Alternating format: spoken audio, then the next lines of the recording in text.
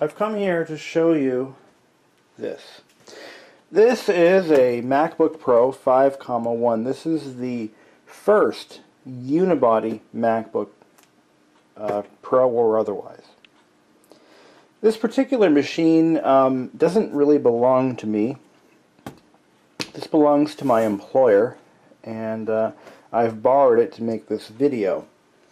And today we're going to evaluate whether this thing is even worth fixing.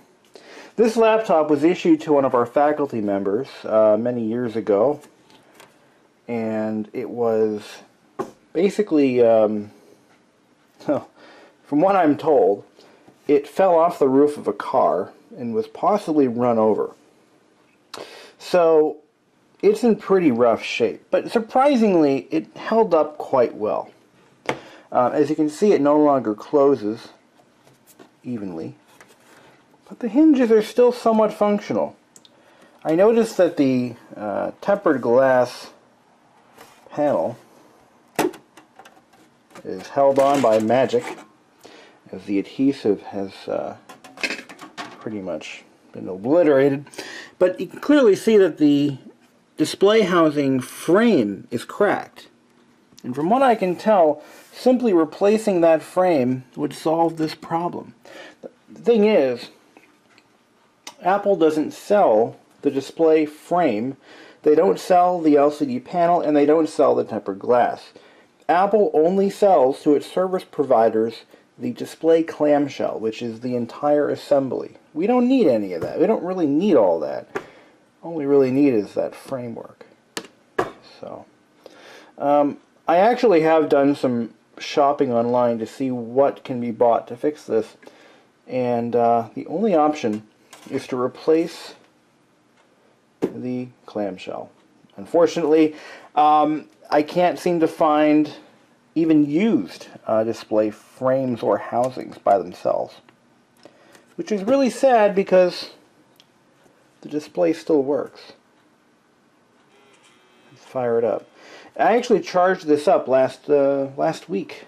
It's still fully charged. The battery is still holding up quite well. Now this laptop dates back to, as far as I know, mid or late 2008. This is the MacBook Pro 5,1. I think I mentioned that. And the specs, according to everymac.com, this was issued in late 2008. It is a 2.4 gigahertz machine, Core 2 Duo, of course. It features DDR3 RAM, 1066. It has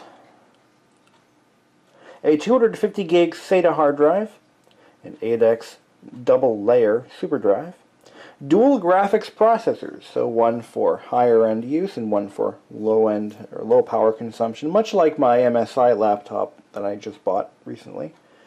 One of the graphics, the discrete graphics adapter is an NVIDIA GeForce 9600M GT with 256 megabytes of dedicated GDDR3 SD RAM, and it features an Airport Extreme 802.11 ABGN, and it also features a PCI Express card slot, which is located right here. Yes, the early version of the unibody MacBook Pro featured an SD card, I'm sorry, PCI Express slot. Let's log into it. Okay, and let me put in the password.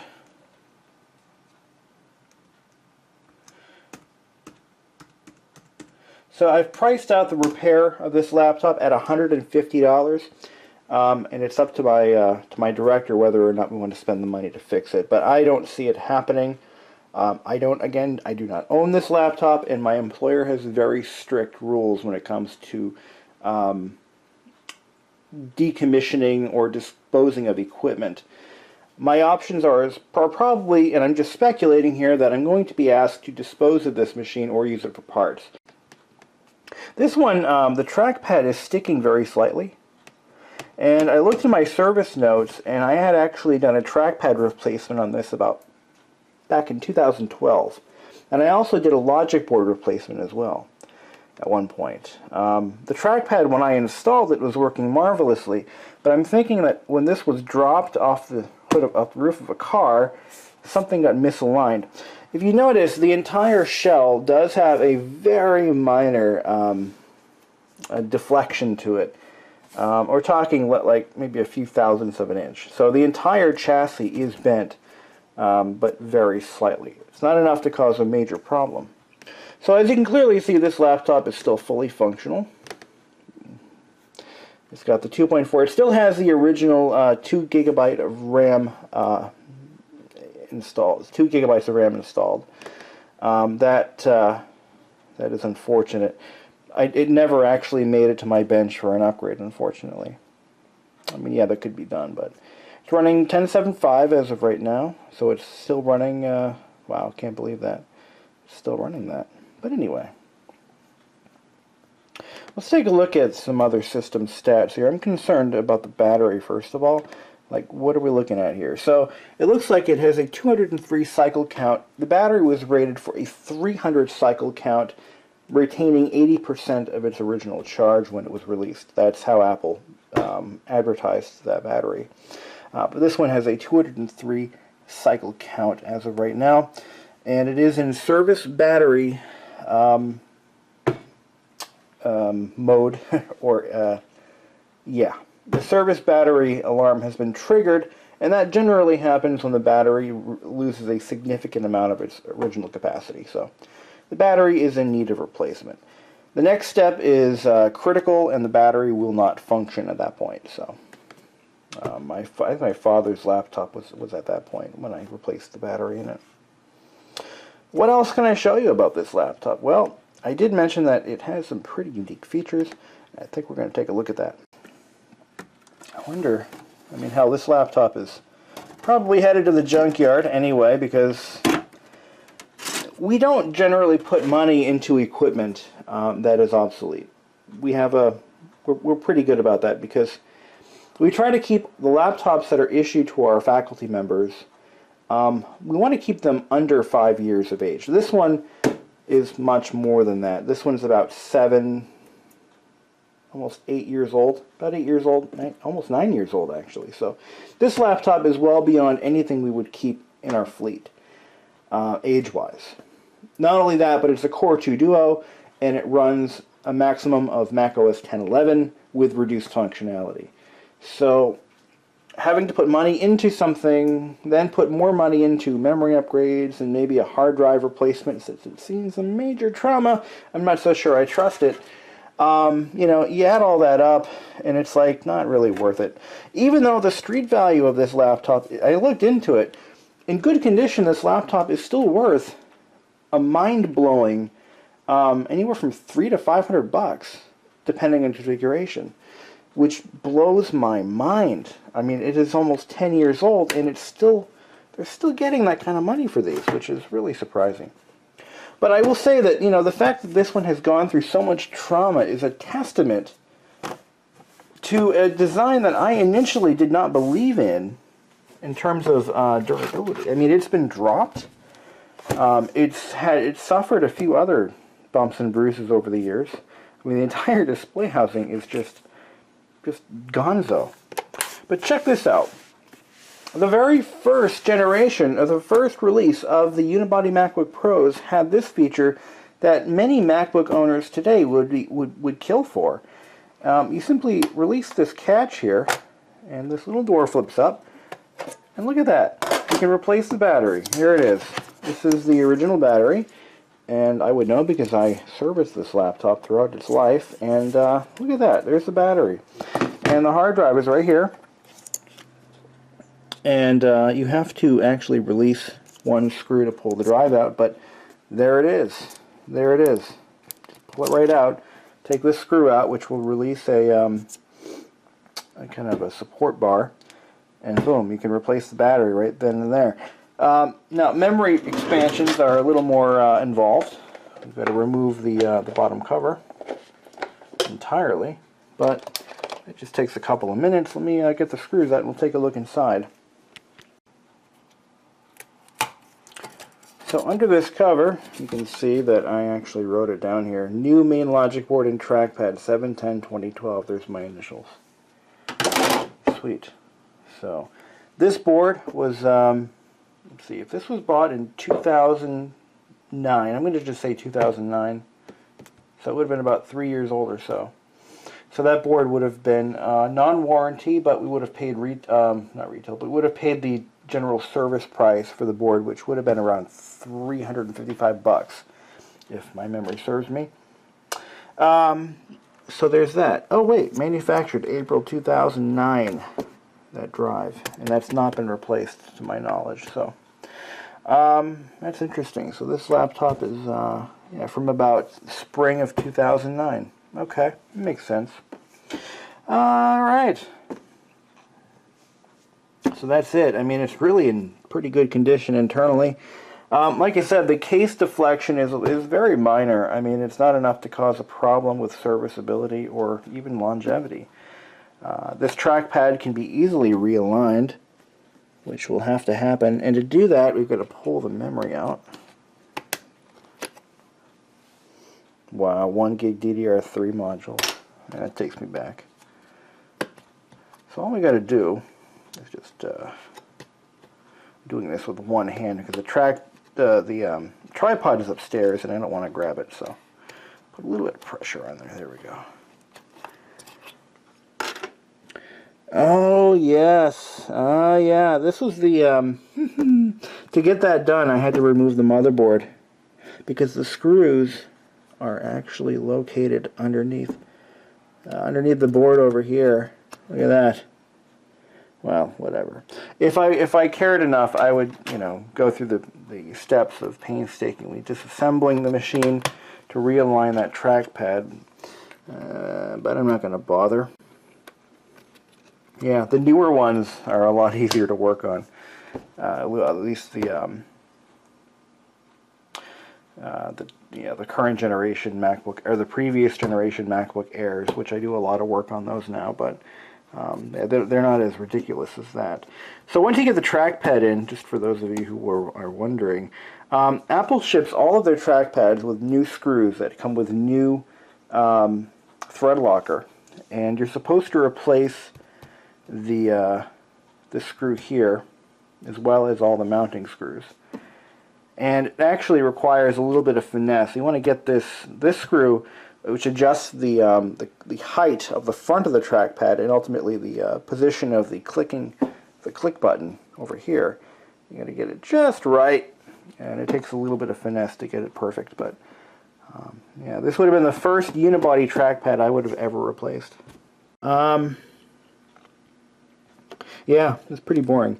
Anyway, I remember one thing that was very important, and it was mentioned at least several times in the service manual, and that is when you're reapplying this cover, you have to position this locking lever just right so that it engages with the with that lock right there. So as long as it engages properly with that, and I just want to make sure that that track moves smoothly. Looks like we're good to go there. And you can just get it in place and pop your screws back in. The other thing you want to do, and again this is highlighted several times in the service manual, when you reattach the battery door, you want to make sure that lever is up. If the lever is down, you're going to bend these tabs and you're going to have a bad time. The other thing I noticed is that the battery actually locks in as well. So the battery is secured to the machine if this is locked down. But this thing has been sitting on my bench for the better part of a year, and I'm like, I really should make a video of this thing before I ultimately decide its fate. You know, I want to try something. I mean, what do we got to lose, right? I want to see what would happen. Can we epoxy that thing back together? I got some epoxy. Yeah, what do we have to lose, right? Besides, it doesn't cost anything, right? Throw some epoxy in there. Maybe I should just take the whole clamshell off and do it. Yeah, why not? Let's do it. Let's take the whole clamshell off and see if we can't epoxy that shell back together again. I gotta take it all back apart now. So we're gonna start by disconnecting the LVDS cable. Get that out of the way. Alright. I think I have my a more thorough screwdriver kit upstairs. I'm going to grab that. And there's our camera cable. And yeah. Alright, so we've got a couple of Phillips head screws to remove these cable stays. I actually have a service wedge at work that I could use to better facilitate this repair, but here we are at home, where I have only a fraction of the tools that I have at work. This is just a Hail Mary pass. Let's see if we can't just, you know, get more life out of this thing. Not that I ever really use it, but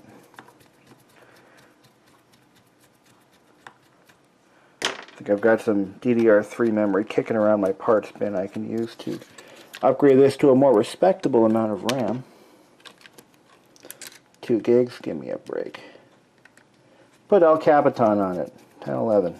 That is El Capitan, right? I can't keep track of them all. Alright, let's take that out of there. Take the screw out of there. I gotta get my whatchamacallit screwdrivers. Hold on. If you don't have the Apple service wedge, you can always use the edge of a counter. And then you take out your screws with a T6 screwdriver and bada bing. There we go. Clamshell removal. That was easy. Alright.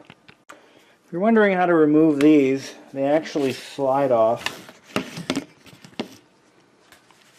They're locked in with little fingers. And they should just slide right off. Just like that. And then you can reattach them.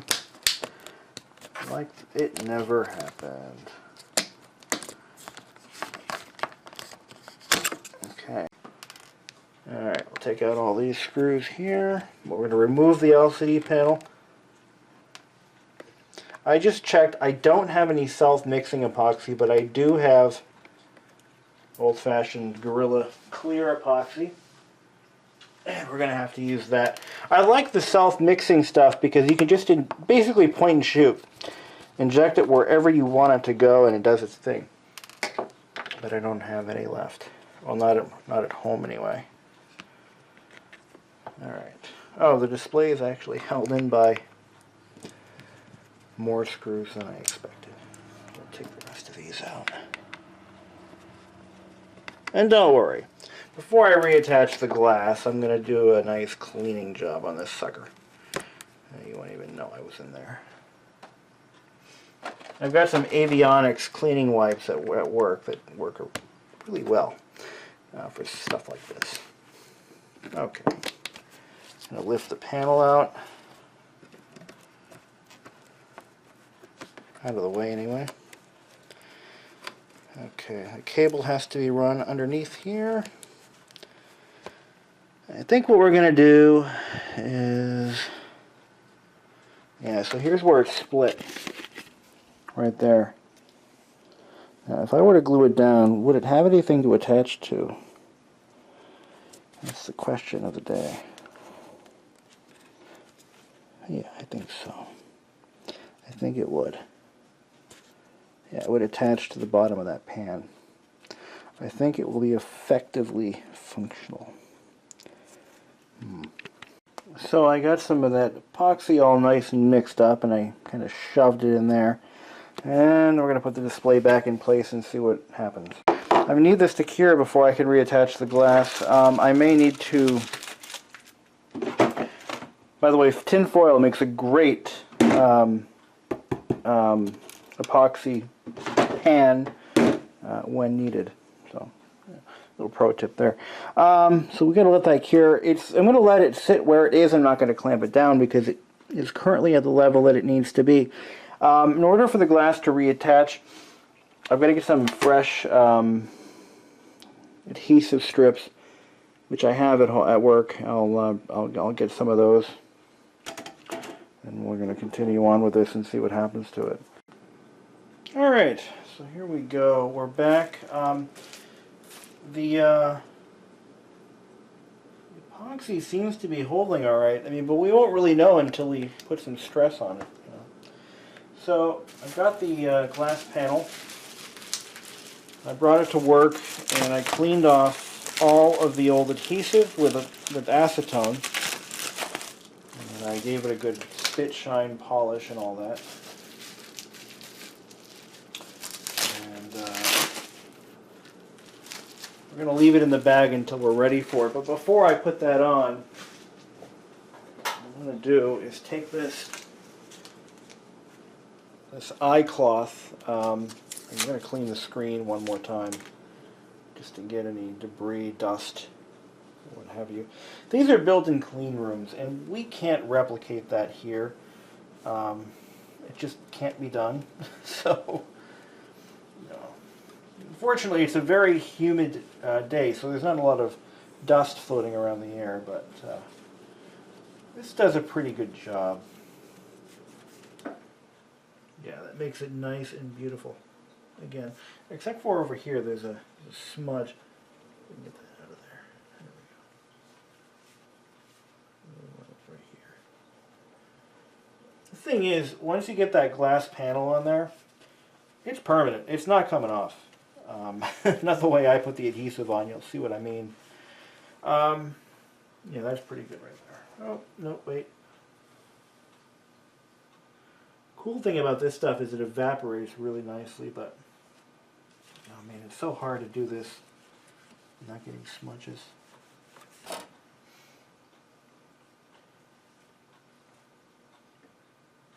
That's fine. Alright. So what I did is I used new adhesive and I applied more of it than the factory would have used. So this is going to go right on top, and you know, again, we won't have an opportunity to reposition it. Once it's on there, it's on there, beep. Make coming off there, honey. Alright. Normally when I do this at work, I'm wearing powder-free gloves. That way if I accidentally touch the glass, I don't have to go back and clean it again. The powder-free gloves do a nice job of not allowing that to happen. So,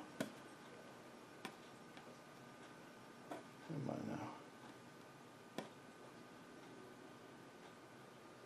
now. By the way, the adhesive that we're using is just common 3M.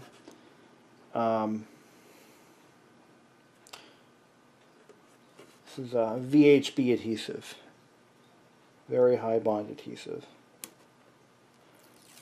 It's not exactly what Apple uses, it's close. Apple uses a, their adhesive is black. I believe it's a 3M product, but I can't seem to get it anywhere retail. So, alright, I'm going to just set the glass in place. We are recording this, good. Get the glass lined up. And we're just going to drop it in like so. I'm going to use a microfiber cloth. I'm going to apply some pressure around it. There we go. Just get it nice and locked down. Yes, just like that. I accidentally scratched the black masking near the camera when I was cleaning the adhesive off. It was an accident. Whoops. I'm not worried about it. But anyway, alright. So now we're going to reattach the, I think this goes like that. Yeah, that's going to go in like that. And that one goes in like so. Alright, we're going to put this back on. And if I recall, the rounded edge is that side. Where does it go? Yeah, that should go towards the vents. So I'm going to put it in offset like so. There we go. Oh, check this out. On this particular model, they've mounted the airport card right there. That's where the airport card is. Cute. Look at that. I don't recall seeing that before on any of these old Macs. That's really strange. Alright. Gotta bring myself down to this level here. I can't seem to find its sweet spot. Get it locked down. There we go. I haven't had to remove a lot of these or replace a lot of these strips or these hinge covers. I'm fortunate like that. Come on now. Or do I have it backwards, or should it go this way? I think it wants to go this way. I don't know, it just doesn't seem right to me. Help me out here. I've worked on so many of these things, and yet I can't seem to remember which direction this cover goes on.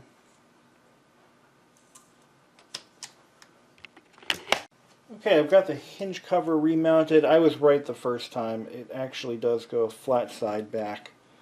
And there are some cracks right around here where the hinge broke, which makes it kind of unfortunate. But anyway, so that's not, that part would normally be replaced if this were going, you know, back into service. Get the screws out of there. Okay. Mount the display. Like I said, use the edge of a counter as a makeshift service wedge.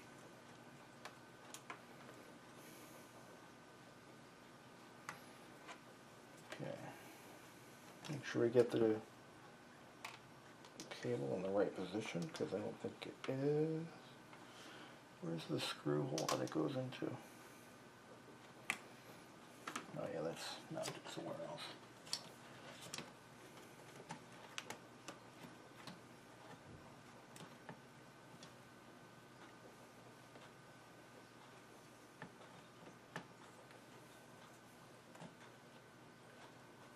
I have my hinge cover. Oh yeah, it's slid too far. There we go. Slide that back, get some adjustments made. And it should just drop right in. Oh, well, I see. Being difficult. What else is new? Alright, let me try to get that in first. There we go. And we'll slide it over. Come on now.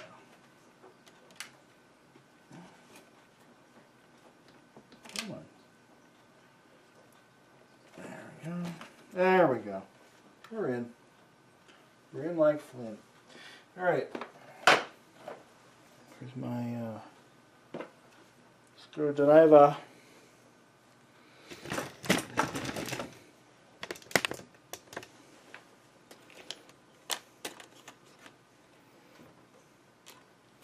Now here's a trick that I came up with here to making sure these hinges are centered and everything is aligned properly.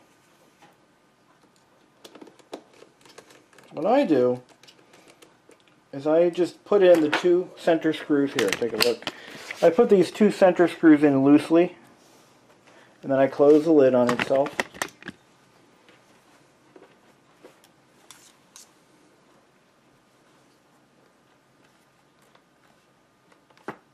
Okay. Ooh, right. Then I center the lid on the base of the Chromebook. Did I say that? Did I say Chromebook? No. I want to center it on the MacBook chassis, best I can. Okay. Right. Yeah, see, there is definitely some chassis damage to this thing that we cannot ignore. And it looks like the entire lid might be, the entire clamshell might be warped. So, That's sad. Then we're going to tighten down those 2 center screws. And we're going to put in the rest of the screws that hold the hinges in place. It's easier when your screwdriver is magnetic. Mine is not. I'm sorry. Okay. There are 6 screws holding the hinges in place.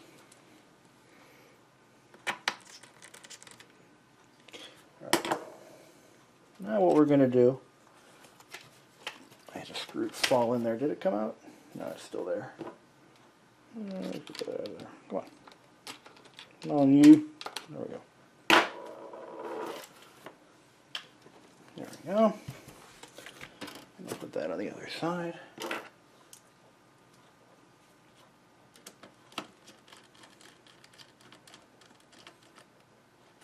Okay. Next, I'm going to put the, now these right here are little standoffs that hold the cables in place, keep them, in plane with the hinge to reduce any twisting. And we're going to put those back in. They also serve another function. They provide a mount point for the top cover.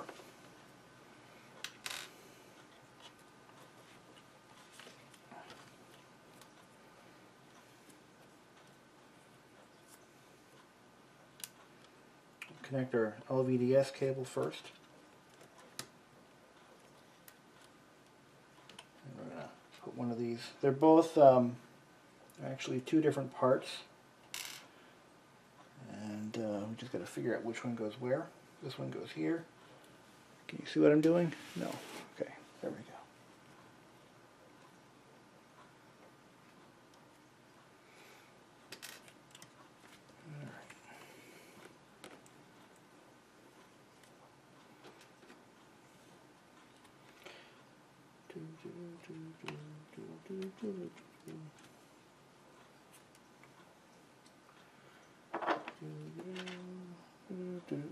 Phillips head.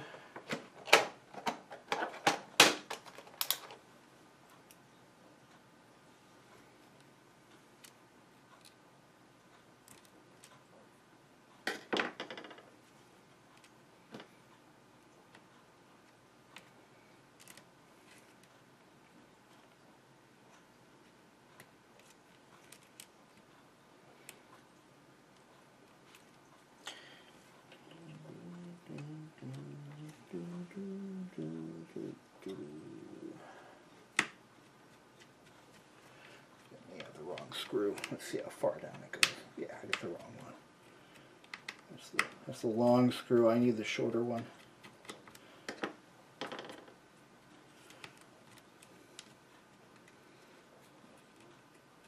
There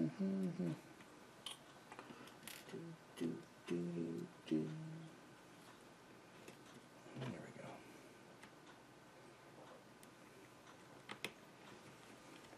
And we're going to lock this down.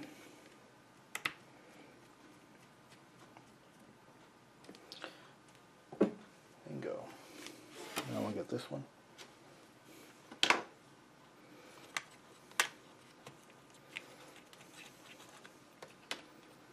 Yeah, I find that interesting how they mounted the... that's actually not the first time I've seen that. I saw that on a Fujitsu life book at one point. A long time ago. I had a Fujitsu life book that had a standard... I want to say it was a PCM CIA slot in the display, inside the display. And that contained one device, and that was just the... No, it was PCI... Express, I think, or mini PCI. It was a mini PCI, and it was inside the display housing. So Apple is not the first one to do that. And I just dropped one of my screws, and I don't know where the hell it went. It's here somewhere. Oh well, I'll find it. All right, here we go.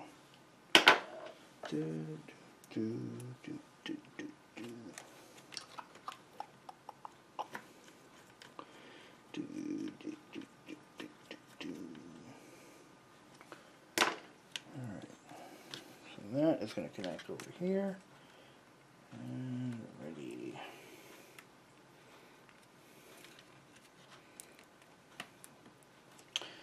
That takes care of that. Got this random screw for no reason. Alright, we'll get the, why don't we put the cover back on, and we'll test her out and see what... Okay, let's see if this repair was a success. So the alignment is as close as I could get, given the fact that the chassis is still slightly warped. I mean, you know, it's interesting, because it's a little crooked, but whatever. Good enough for government work, as they always say. Alright, now, let's open it up. Ooh, nice and smooth. With the exception of the hinge cover itself, kind of flexing a little bit, it is pretty smooth. And remember, we fixed this with about 10 cents worth of epoxy, so, you know, a little bit of credit here. Come on. Alright, let's take a look at how the hinge, the mechanics of that hinge. Let's see what kind of flexion we're getting. You know, is the pan flexing a little bit? Or, yeah, let's take a look. Alright. Okay, so we're going to open it up. A little bit of shadows there, but you know, I think it's actually working pretty well. I don't see a lot of flex right here. What I'm looking for is bulging of the glass, and I don't see that. So it's not putting pressure on the glass. It's actually holding up pretty well. I'm blown away. Will it hold up in time? I don't think so. Yeah, see, this is a little bit of a gap here. It should be like that. So, obviously, it's not perfect. I mean, the chassis is not only bent, and you can clearly see it from here. It's not even an illusion. But the chassis kind of dunks down a little bit right about here. It's a little off. But not only that, the display housing itself is bent, and I neglected to fix that. I probably could if I maybe put a little bit of pressure down on it. Let's do that. It's aluminum. Aluminum is one of the softest metals. And of course, if it's not pure aluminum, it's got to be alloyed with something. But, you know, it's one of the softest metals you can make a laptop out of. Unless you made one out of, you know, pure gold, but it seems to be holding up pretty well. I'm actually I'm impressed. So, was it worth it? Yeah, I mean, I'll say. I mean, we could use this as a knock-around laptop at work. That's probably what's going to happen to it. I mean, I'm not going to bin it at this point. I may put some more memory in it, whatever I have in the parts bin, and use it as a knock-around machine. I mean, what the hell else am I going to do with it? You know, it's too old to reissue to a staff member, you know, for a variety of reasons. I won't explain IT politics, but I can't just hand this to someone and say, here's your new laptop. Good luck with it. But we could use it as an internal testing machine for something, you know. That much we can do. If it holds up. If it doesn't hold up, nothing gained, nothing lost. And it was already written off anyway, so, you know, I just brought it back from the dead. Epoxy, folks, it's good stuff, man. You can do a lot with it. And this is, you know, this is nothing fancy. This is, what did I use? Gorilla Glue epoxy. Yeah, whatever. Anyway, well, that's it. Thank you for watching. And you know, keep those old laptops going, because I can't think of anything clever right now. Whatever. I'm going to go sit on the couch and relax. So have a great day. I'm looking for worms. You got one. I'm really good at hunting worms.